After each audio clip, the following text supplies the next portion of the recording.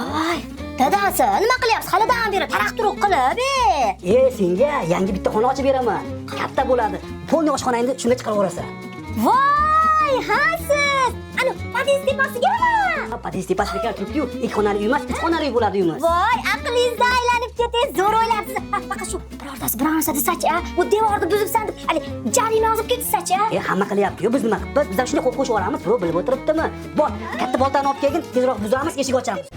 Xullas, xuddi shu ko'p qavatli uylarning kirish yo'laklari, ya'ni podyezdlariga hamda yerto'lalariga o'zboshimchalik bilan qurib olingan qurilmalarni mas'ullar bilan birgalikda aniqlash va buzish jarayonlaridamiz.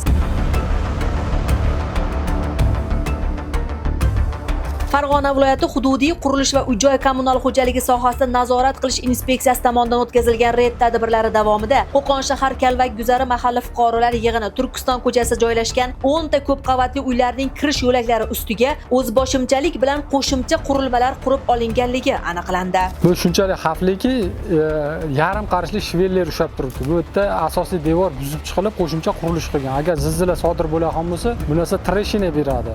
Natijada odamlarning hayoti xavf ostida qoladi. Shuningdek, o'rganish davomida mazkur xonadonlarning umum foydalanishdagi yerto'la qismida ham fuqarolar tomonidan hech qanday hujjatlarsiz noqonuniy qurilmalar qurilib, u yerdan xavfsizlik qoidalariga rioya etilmagan holda foydalanib kelinayotganligi ma'lum bo'ldi. Ushbu holatlar bo'yicha fuqarolarga tegishli tartibda inspeksiya tomonidan majburiy ko'rsatmalar elektron tizim orqali berilib, bugungi kunda qurilgan qurilmalarning 3 tasi, ya'ni kirish yo'lagi ustiga qurilgan qurilmalarning 3 tasi buzish ishlari olib borilmoqda. Hamda yerto'la qismida aniqlangan qonun buzilish holati fuqarolar tomonidan o'rnida bitta holatda bartaraf qilindi. Qolgan holatlar bo'yicha tegishli tartibda ma'muriy jarimalar qo'llash hamda sud organlariga da'vo kiritish ishlari olib borilmoqda.